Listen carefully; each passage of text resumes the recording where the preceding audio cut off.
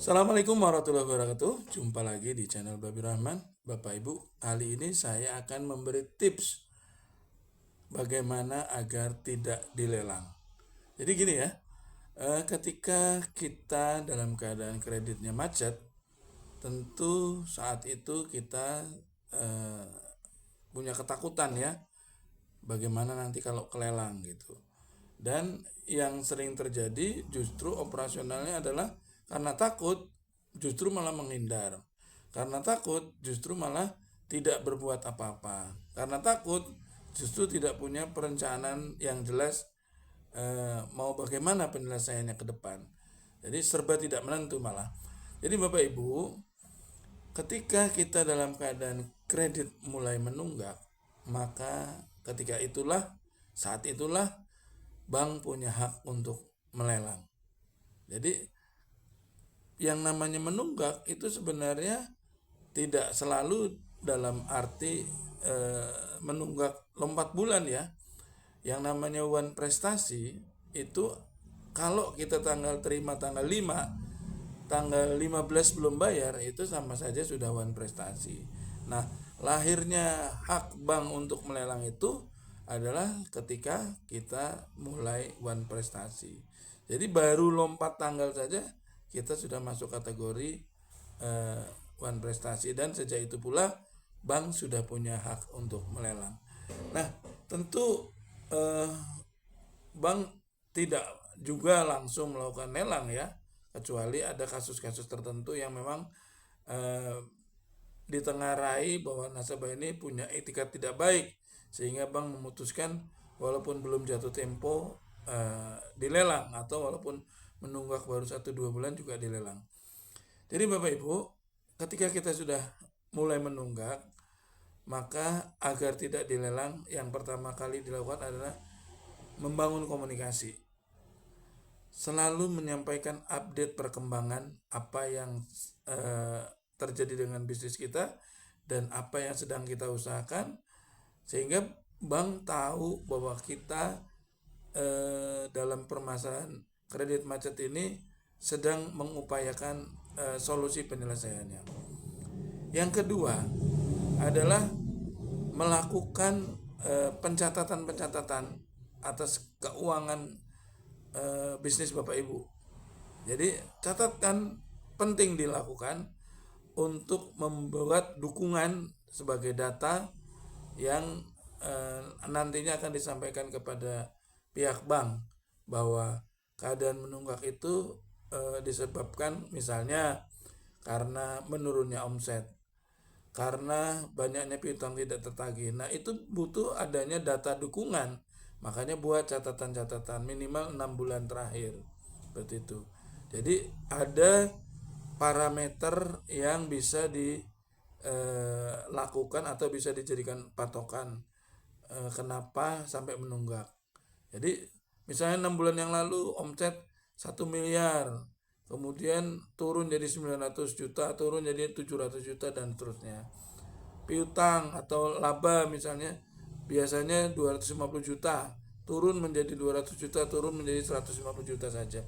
Nah, itu harus ada datanya, sehingga pihak bank menganggap bahwa Bapak Ibu itu sebenarnya berusaha untuk menjaga bisnis ini lancar, angsuran ini lancar, tapi karena kondisi yang tidak baik-baik saja, sehingga berimbas pada bisnis Bapak Ibu, dan ujungnya adalah kehilangan kemampuan membayar. Itu ya yang kedua, jadi buat catatan. Yang ketiga adalah melakukan mapping apa yang harus dan segera dilakukan bila keadaan memburuk. Misalnya Bapak Ibu mulai menunggak di 3 bulan yang lalu. Ternyata 3 bulan yang lalu itu omsetnya semakin menurun, sehingga Bapak Ibu sampai di bulan sekarang ini, bulan yang ketiga menunggak, juga rasanya malah semakin berat. Jangankan untuk menutup tunggakan 3 bulan yang lalu, untuk menutup bulan ini aja masih keberatan. Nah, Bapak Ibu lakukan mapping di mana letak yang harus diefisiensi, yang bisa dilakukan efisiensi, atau mungkin juga produksi apa yang dikiranya mungkin kurang laku. Mungkin Bapak Ibu punya produksi beberapa ya, produsen beberapa jenis dagangan. Nah itu di mapping mana yang bisa dilanjutkan dan mana yang tidak. Konteksnya adalah efisiensi dan juga untuk melakukan percepatan pemulihan bisnis Bapak Ibu. Nah, yang keempat adalah bagaimana Bapak Ibu memahami bahwa agunan yang digunakan itu adalah agunan yang berpotensi menjadi aset yang akan dijual. Jadi seringkali kita dalam keadaan menunggak itu tidak punya pilihan kecuali menjual aset yang sedang dijaminkan. Nah, Bapak Ibu sering mengalami seperti seolah-olah sayang untuk menjual, ya. Misalnya aset itu adalah aset tempat usaha atau tempat tinggal juga, dimana kalau itu dijual berarti Bapak Ibu berpotensi selain kehilangan rumah juga kehilangan usaha. Nah, kalau memang kondisinya seperti itu, coba pertimbangkan aset yang lain dulu yang bisa dijual. Misalnya Bapak Ibu punya alternatif aset yang lain yang bisa didahulukan. Jangan yang itu dulu ya. Kalau aset itu yang buat jaminan adalah rumah tinggal sekaligus rumah produksi atau rumah usaha yang darinya kalau itu harus dijual maka Bapak Ibu harus mulai dari nol, ya jangan yang itu dulu gitu. Tapi bila memang kondisinya tidak memungkinkan, aset yang lain tidak ada, kemudian Bapak Ibu juga beranggapan bahwa kalau tidak menjual aset tidak mungkin, ya jual gitu, jual. Jangan menunda-nunda gitu. Setiap satu hari yang Bapak Ibu tunda itu berpotensi Bapak Ibu kehilangan waktu sehingga berpotensi untuk dilelang. Harus beranggapan bahwa kalau saya nggak bayar pasti dilelang.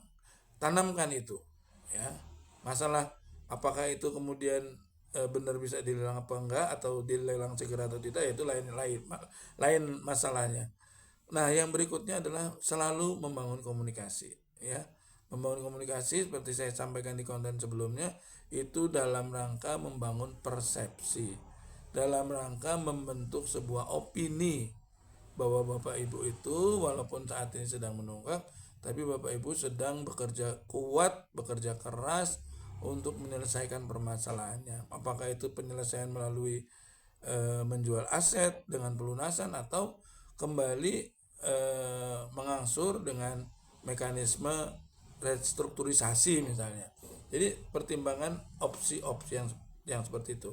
Dan yang terakhir adalah bila saat ini sudah dalam pertimbangan untuk menjual, sudah memutuskan untuk menjual aset, tapi aset juga belum laku, maka Bapak Ibu perlu melibatkan pihak bank untuk membantu menjualkan.